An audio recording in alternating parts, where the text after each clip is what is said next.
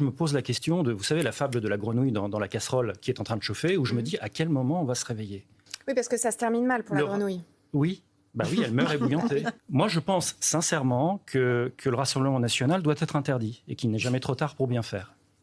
C'est prévu par le Code de sécurité intérieure, c'est l'article L212-1 du CSI, qui donne des motifs d'interdiction. Et le 6e, c'est quand vous propagez des idées qui provoquent à la discrimination et à la haine, en l'occurrence envers la population d'origine maghrébine, en propageant des théories de type subversion migratoire, théorie du grand remplacement. Ça peut paraître...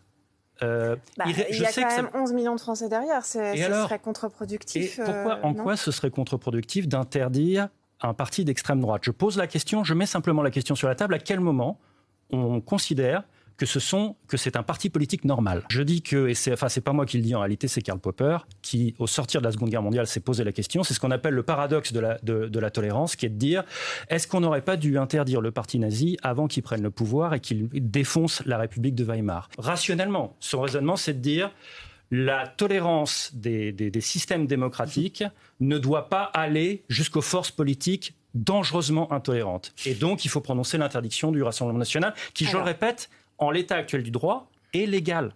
Il n'y a pas besoin de changer quoi que ce soit aux dispositifs légaux existants.